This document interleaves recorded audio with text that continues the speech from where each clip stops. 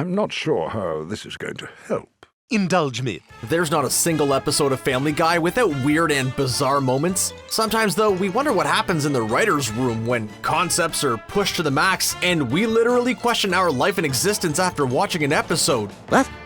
You serious? From puppy-human hybrids, time-changing travels, and our deep-rooted connection to an animated dog, let's go on a journey to the weird and discover the episodes that had us asking questions long after the show ended. I could do that.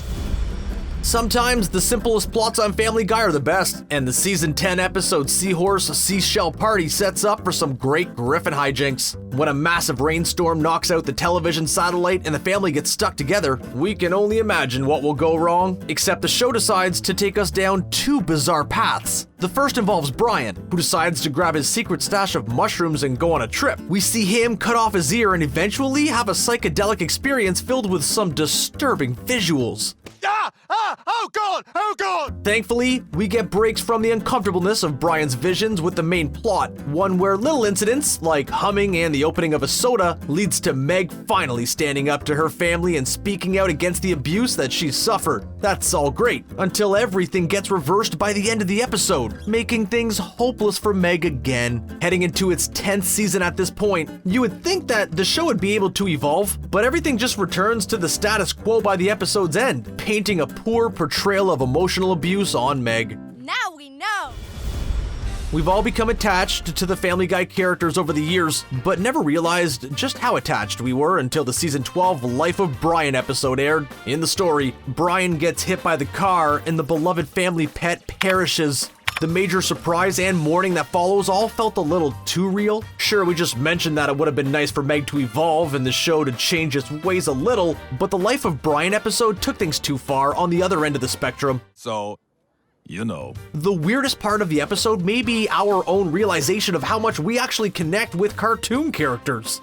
But all ended well when Brian was brought back just a couple of episodes later. Stewie used his time machine to save Brian from the disaster, and fans quickly took down their demands to resurrect the character.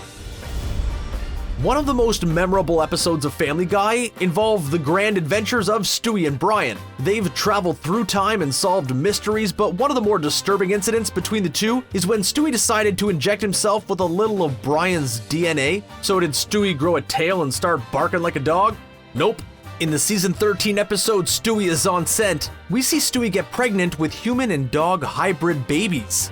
That could be my favorite thing I ever seen. The visuals of pregnant Stewie weirds us out enough. Then he actually gives birth to a litter of human pups. The results are pretty hard to watch. We're not sure if the plot was designed for laughs or to test how much we could psychologically handle. Eventually, the remaining creatures get brought to an animal shelter as Stewie and Brian just get rid of their problem. 20 minutes in and we realize we just watched Stewie get pregnant, give birth, and raise these children with Brian. What are we watching? If anything, we'll definitely start rethinking how much genetically modified food we want to start eating. It's like you've already given up before the day's even started.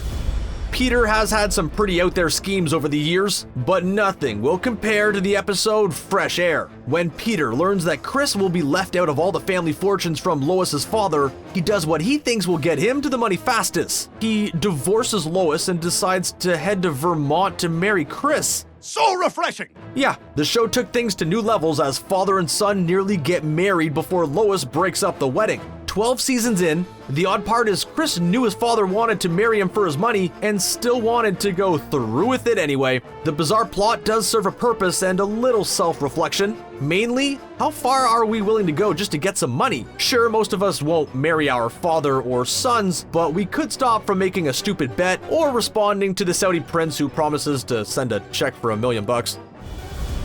You ever watch an episode of Family Guy and wish, gee, I wish the whole episode would just revolve around Stewie? Well, your wish came true. With the season 16 episode, Send in Stewie, Please. The whole episode not only involves Stewie, but it takes place in a single room where Stewie visits and talks to a school psychologist. After viewing the episode, maybe we all wish we could take back the first wish. If we're supposed to get any insight from the dragged out episode, the only thing to truly take from it is how much we missed the usual format. The budget for the episode must have been next to nothing, as everything takes place in the same room with little diversity in the the animation. The context of the episode itself tried to analyze and make Stewie all too real, diving deep into the psyche of the character in ways that almost had us uncomfortable on how much we cared about a young boy's personality and romantic interests. Ever wonder where dirty jokes, gags, and one-liners come from? Well, in Season 8, The Splendid Source, Peter attempts to find an answer as he tracks down the source of a dirty joke that Chris got suspended from school for. The plot is basically a fun way to send Peter and his buddies on an adventure, but the strange diversions and eventual reveal does make us take a deeper look at some of our source material. Like, how many times have you said, "Bye, Felicia," without actually knowing where it originated from? It came from the movie Friday, in case you were wondering. A silly adventure plot with Peter actually had us considering our sources, and the lesson learned in the bizarre episode goes far beyond telling dirty jokes or using puns. The Splendid Source truly makes us think about our own sources, even though they most likely won't end up being secret islands where all the world's dirty jokes get created and controlled by a single mastermind. One of the United States' greatest tragedies was the terrorist attacks on September 11th, but Family Guy decided to use an episode that showcased the horrors that would come if the attacks were prevented. Oh my god, is that what we did back then? Yeah, in one of Brian and Stewie's bizarre time-traveling escapades, during the episode Back to the Pilot, the duo travel back to the time of Family Guy's original pilot episode where future Brian tells past Brian about the 9/11 attacks, and the dog actually thwarts the plans. Fast forward to the future, and the world has dramatically changed. Good lord, what's happened to us? George Bush did not win his re-election campaign, split the country into two, and started another civil war. What? All we could think about when watching was the actual tragedy, and no amount of comedy could really help get the episode back on course. Eventually, the whole 9/11 thing gets ignored when Brian and Stewie just keep running into other versions of themselves as they attempt to stop the time travel paradox they created. Family Guy loves to get meta, but maybe they got a little too meta with the season 17 episode entitled "You Can't Handle the Booth." The premise is simple. The Griffin family knows that they are big stars on Fox and go to record DVD commentary for the episode. So the voice actors on the show are playing their characters who comment on a produced episode featuring the characters. Is that my bottle of water? What? That open bottle, is that yours or mine? Yeah, they don't pull back on the whole meta thing in the slightest. Hearing the family comment on their own episode is just bizarre. If you thought that was weird, we go even deeper. Peter reveals Sarah Paulson is his ex-wife, and she then joins in on the commentary. Then, all of a sudden, Seth MacFarlane joins the commentary and reveals to the animated family that they are all fake and just characters on the show. Hang on a second. If I'm not real, then why does a fat nerd pretend to be me at every Comic-Con? Whew. If you make it through the episode, good luck breaking down all those elements. While we may laugh at the constant jokes directed at Meg, many of us are rooting deep down for her to get some revenge. In Season 8, we got a pretty good glimpse at some vengeance in the episode Dial Meg for Murder. When Meg gets sent to prison, she comes back home way more reformed. With a newfound confidence and attitude to boot, Meg uses her literal boot to curb stomp Peter on the bottom of the staircase. Yikes! The strange part, while Meg deserves to lash back at her family, we end up feeling bad for the rest of the Griffins due to her extremely aggressive attitude. At one point, she even forces Peter to punch Stewie right out of his high chair. Things get even crazier when she attacks kids at school, pushing the whole school bully debate and vengeance right to the forefront of the episode. We definitely miss the old Meg, just maybe don't emotionally abuse her so much. Another Brian and Stewie adventure with another bizarre turn of events. This show could have taken Brian and Stewie's Las Vegas trip into some classic comedy territory, but they brought on twist after twist. The first came when they decided to teleport to the city instead of flying. Well, the teleportation machine doesn't work, and the duo end up unknowingly duplicating themselves instead. The two duos then go through a series of good luck and bad luck scenarios, which ends with violent losses, loan sharks, and crazy shenanigans. In other words, don't duplicate yourself if you have the chance. Following this episode, we're assuming we're watching the clone of Brian and the original Stewie, or has Stewie now duplicated them multiple times? Our heads hurt just trying to process it all. Does the lucky Brian clone know all of Brian's past? Did he ever figure out what happened? Will Stewie ever reveal the dark secret? It takes a couple of times to really process everything that took place. This show truly did prove that what happens in Vegas stays in Vegas.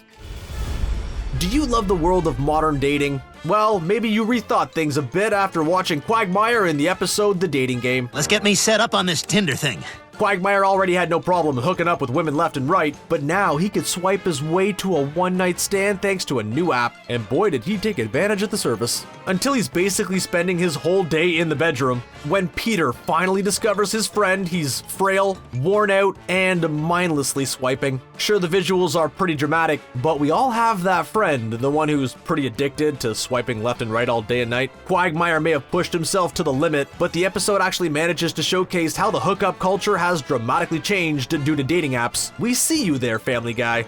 Good call. Remember back in 1999 when everyone was talking about the Y2K bug and the potential disasters that would come from it? Well, Family Guy did their own version in the bizarre Season 2 episode entitled Da Boom. If you were worried about the new millennium back in 1999, Family Guy did no favors when they aired this episode on December 26th, 1999, no less. In the story, the weird only gets weirder as the Y2K bug hits, and the Quahog turns into a disaster zone. Some of the weirdest moments, Quagmire and Cleveland form into a single body, Stewie grows tentacles where his arms are supposed to be, poor Trisha Takanawa was eaten by her news anchor co-hosts, and that's just on the short list. The show was a visual feast for the animators, and just when you adjusted to the new norm in Quahog, the ending presented another huge twist. Taking a page out of the classic show Dallas, we got a live-action scene where Pam Ewing and Bobby Ewing wake up in bed after Pam had a strange dream about Family Guy. In just the second season, viewers must have been extremely confused, even if this is just par for the course at this point. Even stranger, one of the weirdest parts of Da Boom was that the episode was actually Mila Kunis' first time voicing Meg on the show. Yeah, and I could be getting felt up by Kevin. What an episode to start on. What happens when a show has done so many weird and crazy storylines? They give Peter a lump on his neck and the lump turns out to be a vestigial twin. In real life, a vestigial twin is an unborn parasitic twin who often forms in the body as extra bones or limbs. The Family Guy version is essentially a miniature clone of Peter who pops out from his neck. Peter names the little guy Chip, and when Chip gains popularity, the jealousy in Peter causes him to get the little guy removed. Well, that only makes things worse, so Peter's big plan involved the use of a dingo to eat Chip. It's a dingo. I named him Bingo. Like most of Peter's plans, it doesn't work, and Chip later helps Peter when he breaks a leg. The episode featured a lot of peculiar moments, but no matter how funny the jokes or gags were, we could only think of one thing. What if we have a vestigial twin growing in us? You're thinking about it right now too, aren't ya?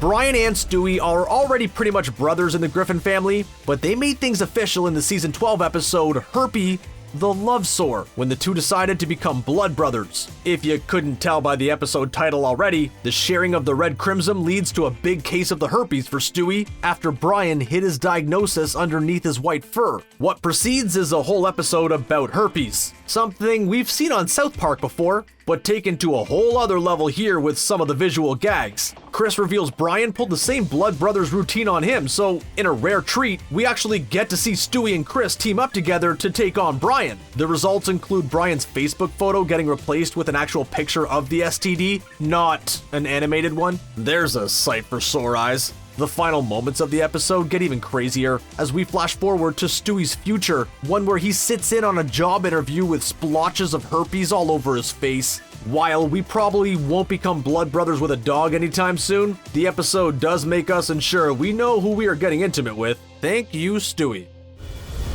Right before Family Guy was canceled for the first time, the show went out with a bang, presenting 3 of its strangest stories in a clip show entitled Family Guy Viewer Mail Number 1. The first short showcases a time when Peter gets a genie and has 3 wishes. His first wish? To see what Kelly Ripa is really like. She rips off her face to reveal a hideous alien and then eats the heart of someone tied up in her dressing room. Kelly Ripa actually provided her own voice for the short clip. Great show today, Kelly. Thanks, Reed. You too. Anyway, the wishes only get weirder as Peter uses his third and final wish to get rid of all the bones in his body. The Peter blob gets caught in the mall escalator, flies up the teacups at Disney World, and must take multiple baths a day. And things get only crazier with each new short. The second story follows the Griffins as they all obtain superpowers and eventually use them for selfish reasons as opposed to helping the community. And then the third story focuses on Peter, Quagmire, and Lois as young kids. We don't need to bog you down with details, but the end of the story features Peter and Quagmire having intimate relations with a bagel, so there's that. By splitting up the episode, the show proved that they could really stuff an episode full of bizarre moments without the need to flesh out the story. Well, I guess that's it. Okay, so you weirded out yet? Which episodes are you excited to go back and watch? Any strange Family Guy episodes or moments that we missed? Do you watch the show or have you fallen off over the years? Well, let us know in the comments. Thanks for watching and don't forget to subscribe to ScreenRant for more great content.